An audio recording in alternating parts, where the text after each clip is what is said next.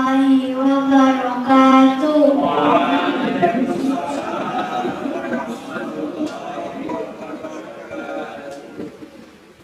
A'udzu billahi minasy syaithanir rajim.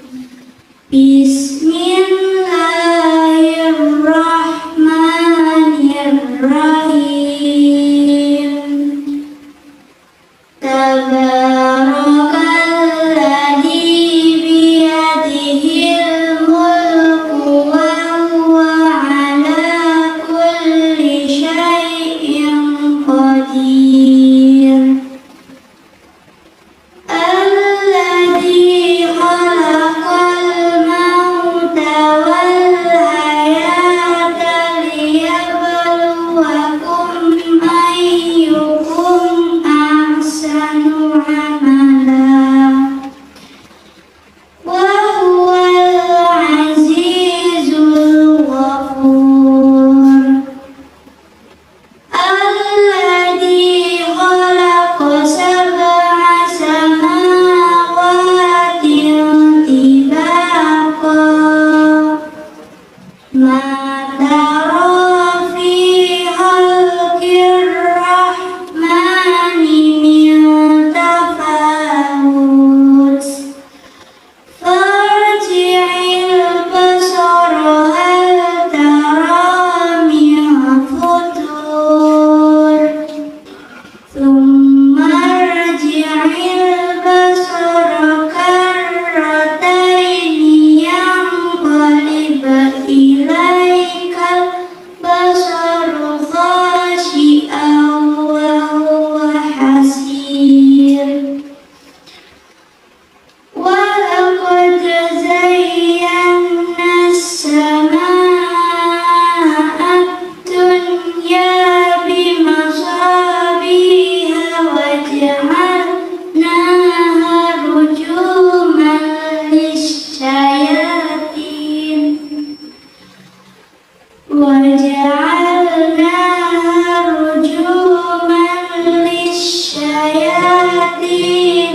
وَأَعْتَدْنَا لَهُمْ عَذَابَ السَّعِيرِ.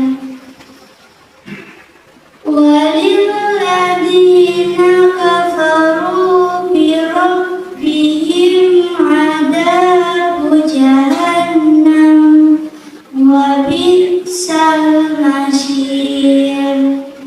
إِذَا أُلْقُوا فِيهَا سَمِعُوا لَهَا شَهِيقًا وَهِيَ تَفُورُ. تَكَادُ تَمَيَّزُ مِنَ الْغَيْظِ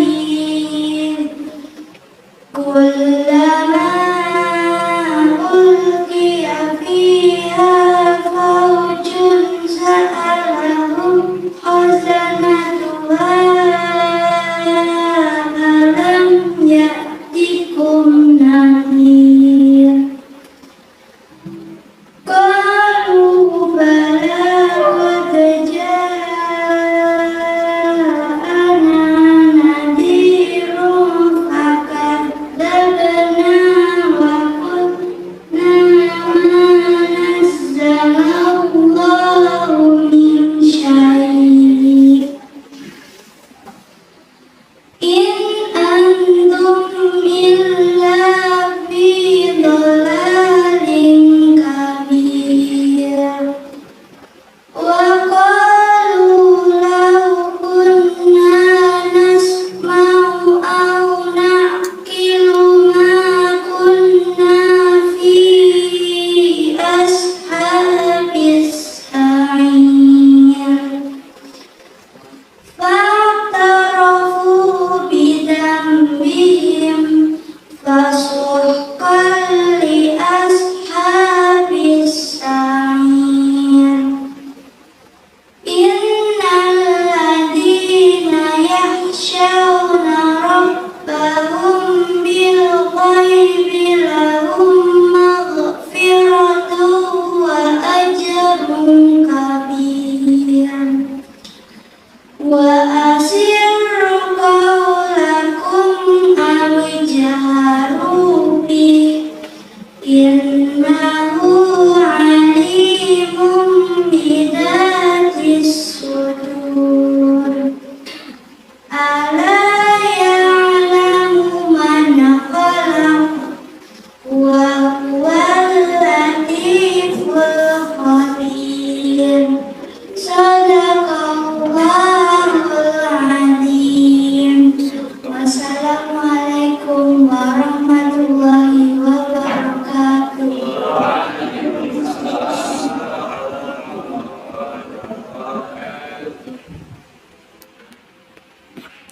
Laporannya maturun tentang aktivitas bangsa dengan sampun para menguasakan sudah Atau tersebut menika menyanyikan lagu Indonesia Raya lan Sansoria. Menika tataran bekal datang Ibu Siti Lestari. Datang Bapak Bidaya Kasbul Jumen.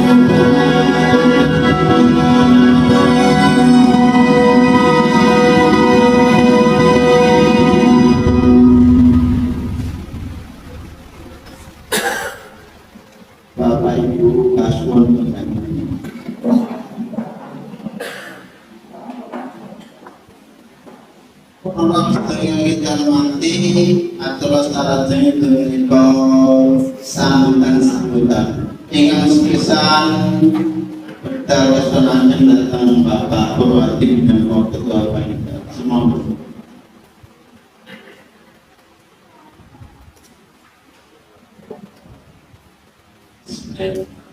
Assalamualaikum warahmatullahi wabarakatuh.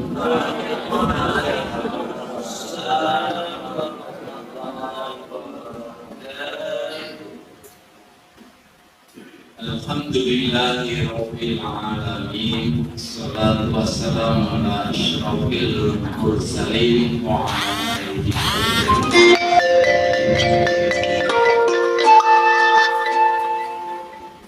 Yang pertama yang sangat saya hormati Ustaz Saijan MSI. Beliau ini adalah ketua pimpinan ranting Muhammadiyah Wiro Kabupaten Gresik Banguntapan.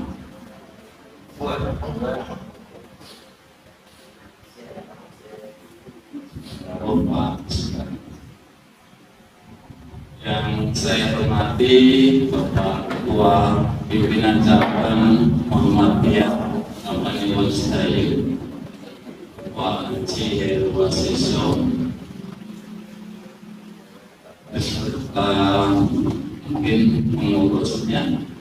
Yang saya hormati Ketua Pimpinan Cabang Aisyah Kapanewon Sedayu. Yang saya hormati teman-teman pimpinan ranting Muhammadiyah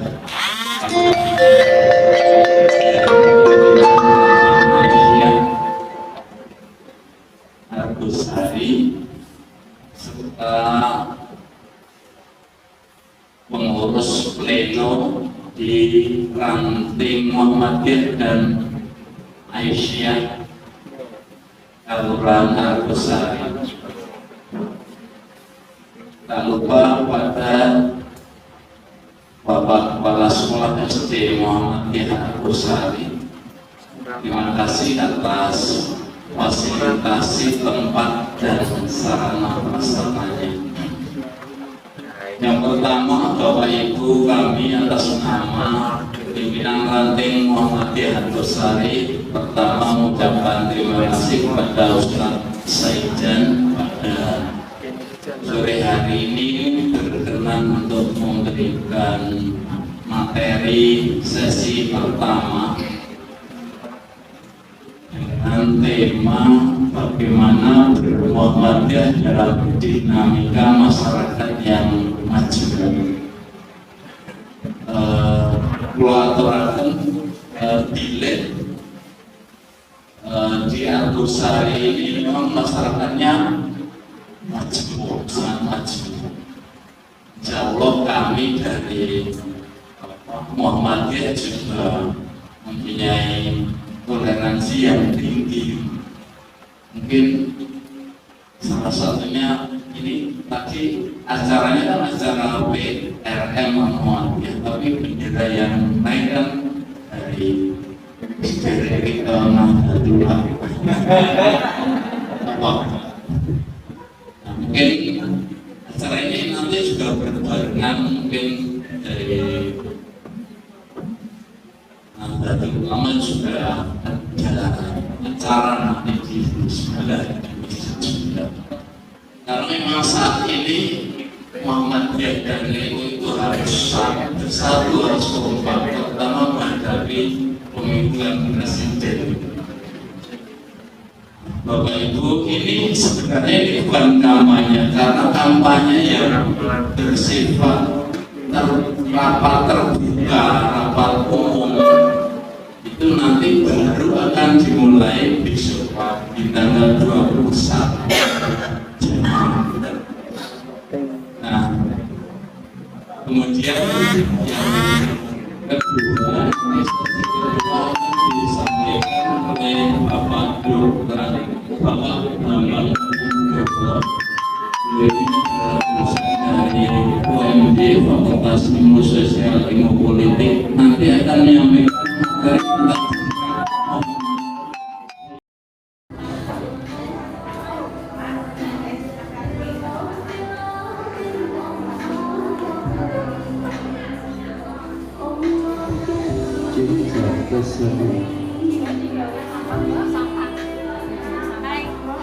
tentang kita konsumsi guys.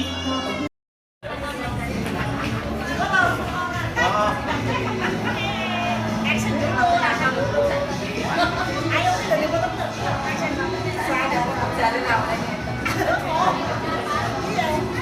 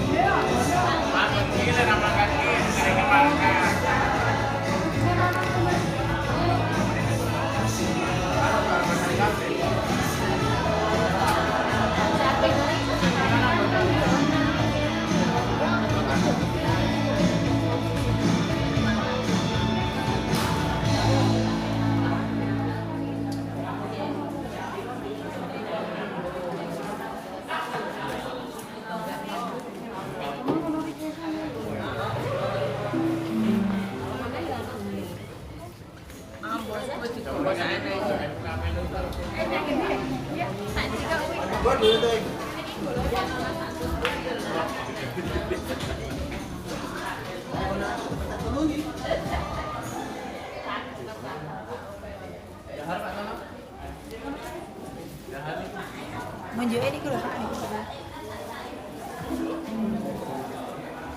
Rasa takon tisu ya.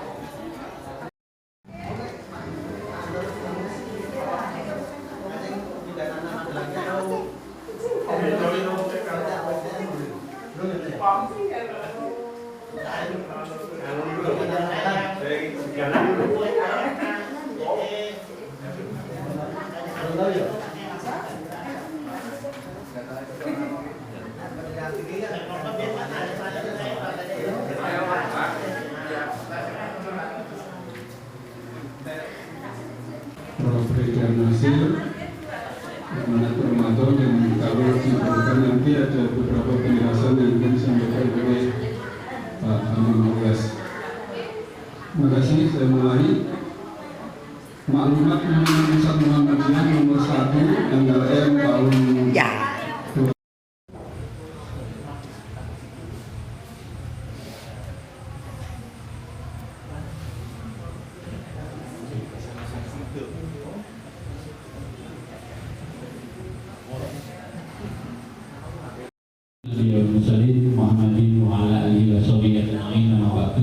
Ibu-ibu, bapak-bapak yang berbahagia, pada malam hari ini kita memasuki sesi kedua bersama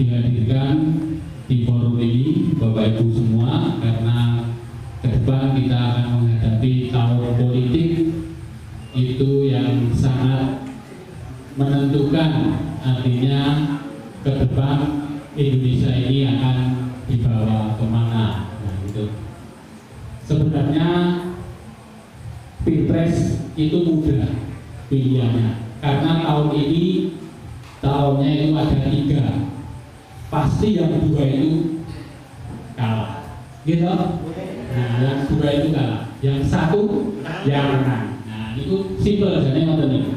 Artinya sudah tidak perlu menjelaskan lagi kemana-mana seperti apa. Nah, nanti itu sudah jelas.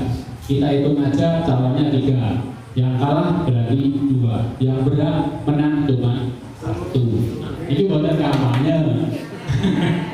Nanti akan lebih gamblang, itu nanti akan dijelaskan oleh Bapak Bambang Wahyu Nurdono. Untuk itu waktu kami persilakan. Bismillahirrahmanirrahim. Assalamualaikum warahmatullahi wabarakatuh. Alhamdulillahirabbil alamin, wassalatu wassalamu ala asyrofil anbiya'i wal mursalin, nabiyyina wa maulana Muhammadin wa ala alihi washabbihi ajmain. Amma ba'd. Asyhadu an la ilaha illallah wahdahu la syarika lah wa asyhadu anna Muhammadan abduhu wa rasuluhu nabiyya. Ibu-ibu, bapak-bapak, pimpinan Aisyah, pimpinan Muhammadiyah cabang dan ranting Kapali Warsgayu, para ibu, para bapak, jamaah, hadirin, warga Muhammadiyah yang saya hormati, alhamdulillah sebagaimana amanat dari panitia, saya diminta hadir di sini dengan tema besar penguatan ideologi Muhammadiyah.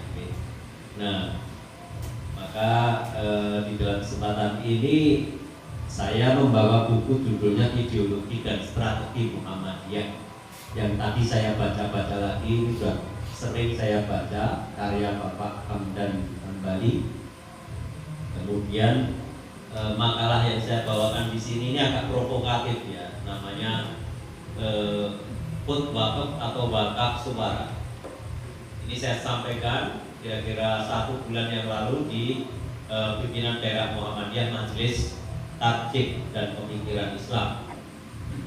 Jadi sebagai ide yang agak provokatif gitu. Kalau dulu itu wakaf tanah atau bangunan, kemudian wakaf tunai, lalu wakaf harta benda yang lain seperti mobil itu bisa diwakafkan, motor bisa berjangka juga, tidak harus selama-lamanya.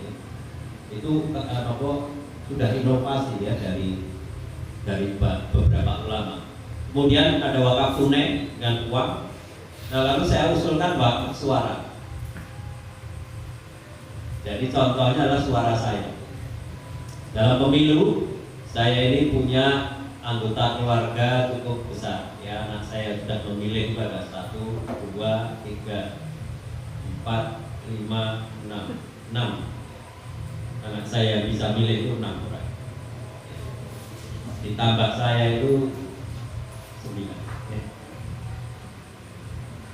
Itu suaranya sudah saya wakafkan. Nah, ini saya tutup poin saja ya. Saya hadir di sini karena temanya itu pemantapan sikap politik warga Muhammadiyah, maka saya tidak tedeng-aling-aling. Nah, nanti ada beberapa pertanyaan, tolong dijawab secara apa adanya, Tapi saya lihat saya di sini tadi sudah disebutkan bahwa dulu pernah aktif di partai politik dan seterusnya, pernah juga menjadi fungsionaris ya, anggota dewan juga. Jadi pengalaman untuk berpolitik praktis lah, sampai di kursi dewan itu sekarang sudah sering diminta untuk menjadi konsultan. Sehingga kalau saya di Muhammadiyah saya akan lebih berterus terang, ibu bapak sekalian. Nanti di mana posisi Muhammadiyah, kita harus bersikap bagaimana, itu nanti jelas sekali. Jadi ibu bapak sekalian sangat beruntung ikut sesi ini. Tolong bagi yang tidak ikut atau nanti bagi yang di rumah diberitahu, disosialisasi apa yang kita perbincangkan di dalam forum ini. Ibu bapak sekalian, ibarat saya akan memakan bubur, saya ibaratkan saya akan makan bubur, itu saya akan mulai dari tempat yang paling adem. Bubur kan panas ya, disajikan bul-bul kan. Kalau langsung di sendok tengah nanti bahasa Jawanya itu semenget, lidahnya bisa terbakar Pak. Makanya doi bubur itu biasa nek sami damoni ya suka pinggir. Nah, saya akan mulai dari yang paling adem. Saya akan mulai dari langsung politik praktis Pak. Makanya soal politik itu apa malah nanti, tapi politik praktis dulu. Saya paling adem itu DPD, Dewan Perwakilan Daerah. Nah, ini bagi Muhammadiyah ini paling adem. Ibu bapak semua ini warga Muhammadiyah? Yang ASN atau PNS tunjuk jari. ASN, PNS aktif ya. PNS pensiunan. Aktif. Berarti kudu netral. Tapi netralitas yang kita paham itu keliru tenang. Keliru. Netralitas itu tidak seperti itu sebenarnya. Nyatanya ya udah dilanggar kan. Tapi sudahlah. Pertama, DPD, Dewan Perwakilan Daerah. Di sini Muhammadiyah sudah kompak, gitu Pak. Nomor 1 sudah. Kalendernya dibagi, jangan cuma dinikmati sebagai kalender ya. Tapi itu ada nama calon DPD. Tapi ingat, yang paham beliau itu ya cuma kita itu Pak. Ngerti? Makanya sing cah nom-nom sok cemplolo barang itu ya waton nyoblos kok kaya ayu iki coba. Ngerti itu? Ini gambarnya pendek dan putih-putih itu. Kita nggak kenal dia siapa. Tetapi karena gambarnya di mana-mana, terus bocah yolonya lanjut dan sebagainya. Nah, itulah maka saya juga mengindoktrinasi atau menyosialisasikan pada anggota keluarga. Sesuk Dewan Perwakilan Daerah kita pilih beliau Pak Ahmad Syauqi Suratno menggantikan Pak Adnan Hadikusumo. Titik. Itu betul-betul kompromi. Cara bubur paling adem. Terus tapi makanya kok iso ngono nanti. Yang kedua, sing rada anget. Nah, itu Pilpres. Pilpres calonnya cuma 3. Ya DPD lumayan ada berapa? 8 atau 9 dipilih 4. Jadi masih kemungkinan nek Pak Syauqi kok nggak sampai nomor 4 lah gawat gitu. Ya minimal nomor 3 lah. Ya syukur-syukur nomor 2, tapi nomor 3 juga harusnya Pak Syauqi supaya aman. Karena ada orang Muhammadiyah yang lain di situ. Ya, yang nanti secara ideologis itu akan kita baca apa maksudnya. Nah, terus apa tindakan kita? Kenapa Syauqi bukan yang lain? Yang kedua, Pilpres. Calonnya ada 3. Tadi sudah disebut Mas Wawan. Calonnya ada 3, sing kalah loro, sing menang. Niku mau sindiran. Ya, tetapi saya ingin di sini tadi saya ingin menukil surat An-Nisa ayat 59. Ya ayyuhalladzina amanu atiiullah wa rasuluhu wa ulil amri minkum. Itu An-Nisa ayat 59. Nah, dulu saya ingat almarhum Buya Yunahar Ilyas, Profesor Yunahar Ilyas itu pernah dalam satu kajian politik mengangkat ayat ini, entah pada pemilu yang kapan. Tapi ini harus dititeni oleh orang Muhammadiyah. Ya, wahai orang-orang yang beriman, hendaklah kau taat kepada 3 pihak. Yang pertama, atiullah, taatlah kepada Allah. Yang kedua, atiur Rasul, taatlah kepada Rasul Muhammad Sallallahu Alaihi Wasallam. Wa ulil amri minkum. Ulil amri diterjemahkan sebagai pemerintah, karena ulil itu ya orang, amr itu perintah, orang yang memerintah. Minkum di antara kalian. Yang kita pilih sebenarnya pertama ya secara musyawarah nih, secara musyawarah itu. Ya Pak Anies Baswedan, Pak Prabowo, Pak Ganjar itu dipilihnya secara musyawarah di dalam koalisinya masing-masing itu. Karena musyawarahnya menghasilkan 3 calon, maka kemudian dipilih. Tetapi tetap secara prosedur itu tetap putuskanlah ya, wa syawirhum syura bainakum ya.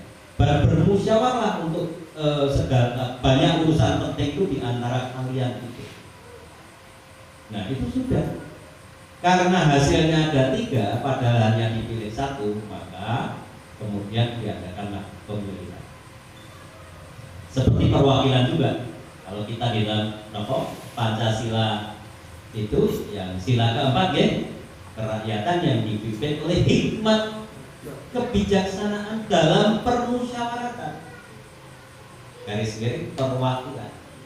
Kalau permusyawaratan, iya mereka bermusyawarah, yuk nyalon ke sopo. Tapi karena macam-macam golongan, macam-macam partai, maka muncullah macam-macam cara. Nah, makanya cara. Perwakilan artinya kita memilih siapa yang akan mewakili kita. Nah, tadi ya, ulil amri itu begitu. Kemudian pedoman yang kedua adalah di surah Al-Maidah ayat 55. Ya, tadi An-Nisa.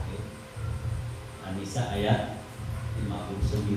Terus Al-Maidah ayat 55 itu menafsirkan ulil amri itu siapa? Di dalam surat Al-Maidah ayat 55 itu Alhamdulillah difirmankan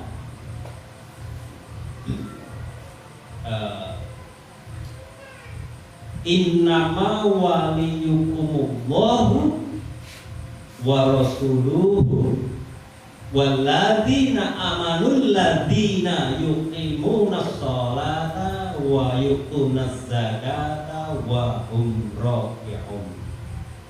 Tidak ada kata ulil amri, tapi strukturnya sama.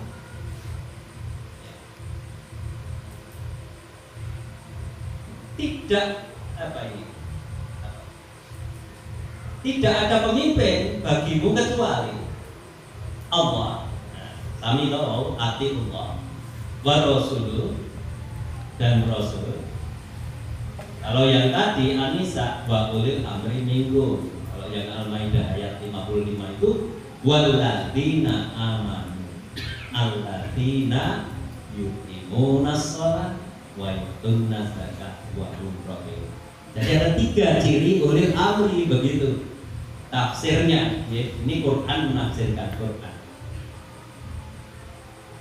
Di ciri ulil amri adalah alladzina amanu, dia beriman pada Allah.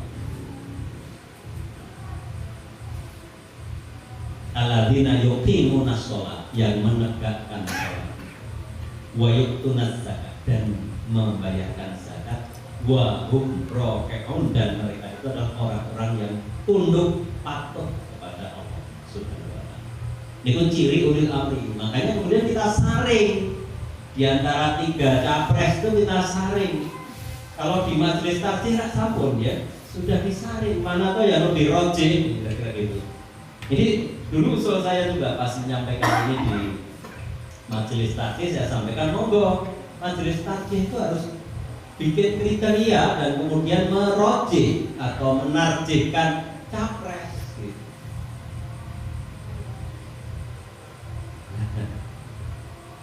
Ibu bapak sekalian, saya dulu aktif bersama Mas Purwati itu di P3 Jenong ya, Ugal-ugalan ya. Setelah agak dewasa saya berhenti dari P3 2007. 2008 saya ini diajak Pak Prabowo untuk mendirikan Gerindra. Di DIY saya menjadi ketua Gerindra pertama DIY. Jadi saya tahu betul cita-cita cara berpikir dan kemudian langkah gerak strategi itu tahu. Satu hal yang memang bagi saya sendiri agak mendadak, bagi teman-teman yang lain juga, MI yang di situ ya, ada PKI, ada teman-teman lain ya, Imawati, IMM, bagian Yuki Monas malah yang agak bermasalah. Pernah suatu kali ke Jogja, kemudian pas hari Jumat kita mau ajak mampir ke Masjid Syuhada, beliau tidak bersedia. Wahyu guna zakat ya, mungkin zakat ya, karena orang kaya.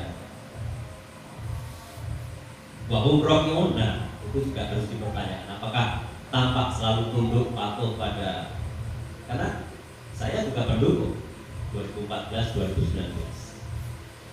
Tapi setelah itu kemudian gabung ya dengan lawannya, lalu saya buatkan makalah seperti ini. Saya buatkan makalah seperti ini, kenapa kok Pak Jokowi merekrut lawan politiknya? Ibu, saya cari penjelasannya ibu bapak sekalian. Ketemu itu penjelasannya zaman Soekarno pernah berbuat begitu. Dia merekrut lawan-lawan politik dalam bentuk naskah. Masih ingat ibu bapak yang sepuh? Gerap. Tapi alhamdulillah Muhammadiyah ramelu-melu dong. A-nya di situ bukan Muhammadiyah. Zaman Pak Harto merekrut juga. Pak Harto itu juga merekrut loh orang-orang yang kiri itu direkrut sebenarnya. Ibu bapak sekalian masih ingat Pak Adam Malik, Wakil Presiden ya? Itu partai sosialis dia. Ya, jadi musuh itu direkrut gitu untuk melumpuhkan oposisi. Gitu. Bung Karno dulu juga gitu. Jadi tidak usah kaget. Gitu. Nah, tetapi dari pengalaman ini kemudian waduh, kita yang mendukung dan membela dulu menjadi ini pertanyaan besar. Pendek kata, Pak Anies Baswedan selaku calon presiden itu lebih menampilkan dirinya independen dan diusung. Dia tidak mencalonkan diri, dicalonkan, sehingga dia independen, tidak pernah mewakili Nasdem ya yang mengusungnya itu, independen. Jadi mewakili hati nurani rakyat. Yang Pak Prabowo mewakili Pak Jokowi, yang Pak Ganjar mewakili Bu Megawati. Hampir mirip dengan Pak Jokowi yang sebelumnya 2004 dari dua periode wali kota sebelumnya yang mewakili PDIP. Nah, dari pertimbangan seperti itu ini kan agak panas dari kita. Jadi kan jelas pilihan kita rasional. Nah, itu sing pilpres. Monggo dipenggalih ya Mbak ya, ini kan bukan kampanye tapi analisis Pak. Jadi jujur mau. Innama waliyukumullahu wa rasuluhu wal ladina amanu ladina yuqimuna sholata wa yutuna zakata wa hum raki'un. Maka problemnya itu nanti akan lebih rumit lagi kalau calon. Calon legislatif. Mau DPD sudah ya, Pilpres sudah. Saat ini DPR RI. DPR RI pinten kader Muhammadiyah. Patah Pak. Di Partai Amanat Nasional itu hampir separuhnya dari 84 kader Muhammadiyah. Ada Pak Toto Daryanto, ada Pak Ibnu Bilaluddin, ada Pak Sri Purnomo. Ya. Di Partai Umat dan juga Mbak Hanum Sabila Rais, di P3 tersebar di situ. Itu sing RI, dapilnya dapil kita. Pertanyaannya, sing diri.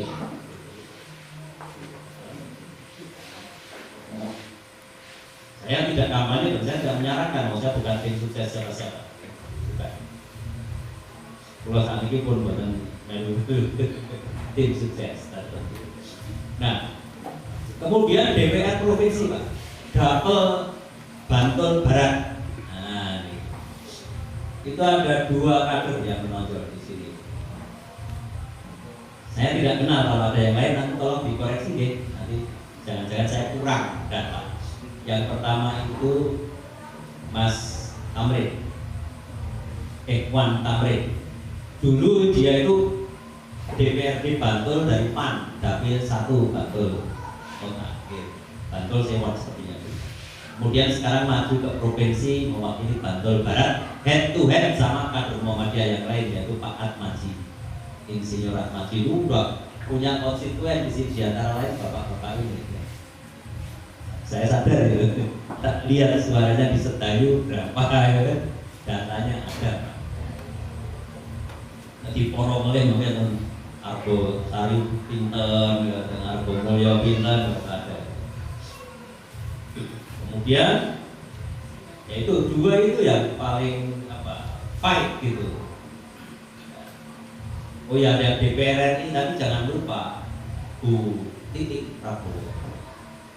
Bu Titik Prabowo itu mungkin tidak ada senggolannya dengan Muhammadiyah, tapi di Bantul Barat ini serta Kulon Progo kuat sekali. Dumane itu boten muati Pak. Asli. Nah, orang Muhammadiyah padahal tenan mesti gigit gitu. Nah, RI ya. Kemudian yang provinsi seperti itulah posisinya.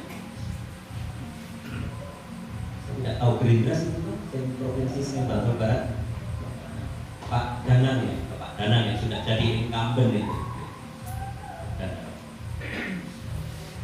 Kemudian sekarang DPRD Kabupaten Bantul, Dapil 6 Sedayu Kasihan. Nah, Sedayu Kasihan.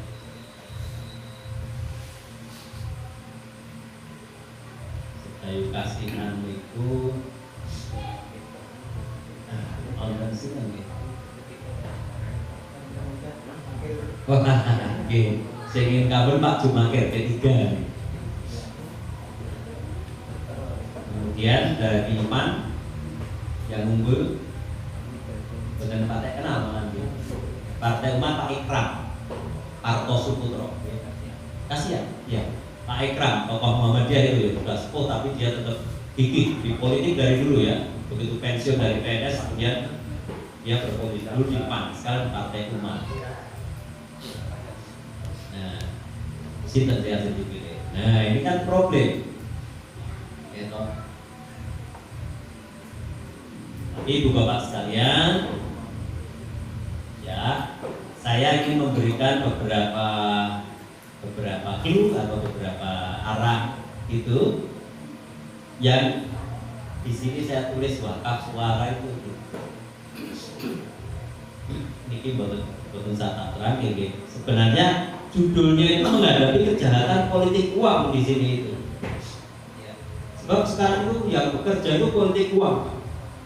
Sejak 2004 itu begitu pemilihan itu dilakukan berdasarkan suara terbanyak, mulailah uang bicara dari itu. Terus terang di zaman saya mencalonkan diri di P3 tidak ada uang sama sekali, boten. Melu-melu mawon, calonnya melu. Kepilih ora ya ora. Gitu. Kepilih ya ora kon bayar. Jadi benar-benar kita tuh bisa mengabdikan diri pada kepentingan masyarakat Bantul, bukan terganggu oleh utang-utang karena untuk kampanye itu. Makanya kalau ibu bapak yang sekolah masih ingat di zaman tahun 97-99 terjadi pemakzulan terhadap Bupati Bantul Sri Roso Sudarmo. Nah itu pekerjaan teman-teman P3, antara lain ya saya. Kita enak aja memakzulkan bupati itu, biar mau disuap juga, mau diancam juga, kita nggak ada kepentingan. Demi ketentraman rakyat Bantul yang gaduh waktu itu setahun gaduhnya karena kasus pembunuhan atau percobaan pembunuhan, ya, akhirnya jadi pembunuhan Fuad Muhammad Syafruddin, itu salah satu adik dari anggota Dewan P3 Pak Suryanto. Nah, kita lihat celahnya, dan menurut saya Bupati Bantul itu tidak terlibat, tetapi membiarkan situasi kacau balau tanpa kepastian, tidak bisa mengarahkan Polres dan sebagainya, maka kita anggap di situ dia tidak bisa mengendalikan situasi. Kemudian yang jelas tertulis adalah dia menandatangani suap untuk Yayasan Darmais sebesar 1 miliar, ditandatangani bersama Pak Noto Suwito waktu itu. Terbukti saniku wonten hitam di atas itu. Disitulah kemudian Mendagri memberhentikan. Jadi kami berdua bisa enak. Begitu 2004 mulai suara terbanyak politik uang, mulai bicara. Dua macam politik uang itu. Yang satu namanya penyuapan, itu saking pengusaha ya, padahal pulau sesuk pengen proyek, kan saya bantu seorang kandidat. Dimakir pada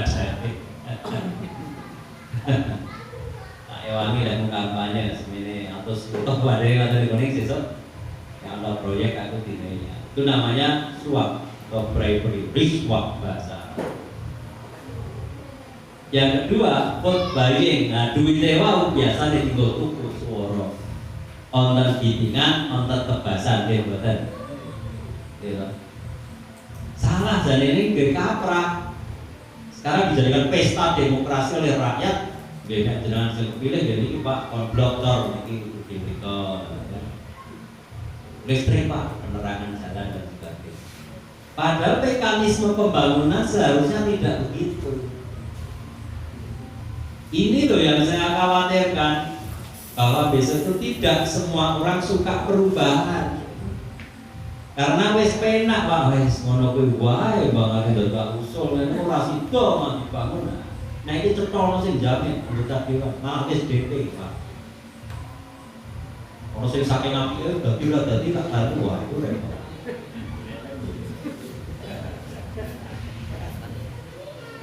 Biasanya yang pertama ikut dan dia kaya raya biasanya. Nanti begitu nggak jadi stres. Nah, tetapi itu antara suap dan vote buying, pembelian suara. Kalau tidak bisa ditebas ya dibiting, karena per TPS itu 300 nih. Nah, lo biting 10 makon. Nah, gitu. Terus di mana TPS lain 10 lagi. 10 lagi. 1.500, 1.700 suara cukup Pak untuk dapat satu kursi di pemilu yang baru. Nanti ditambah suara kandidat lain, ditambah suara partai, cukup kira-kira 2.500 suara. Muhammadiyah dalam berdakwah dalam soal ini luar biasa berani. Artinya kalau besok itu tidak ada perubahan memang ya itu akan berlangsung terus-menerus seperti itu. Nah, jadi ini sampai diteliti oleh banyak peneliti itu dikatakan bahwa politik uang, penyuapan dan beli suara itu isu yang lazim dalam pemilu di Indonesia. Ini makanya ditambah dengan janji-janji gombal, ya. janji yang ya sebenarnya bagi kita sadar itu lucu-lucu, tapi bagi pemilih-pemilih dengan kesadaran yang rendah, pendidikan rendah, miskin dan sebagainya itu populer sekali. Makan siang gratis, ya. Apalagi itu populer sekali seperti PKH ya. Konek koyo ora milih iki PKH-ne mandek. Itu udah khas.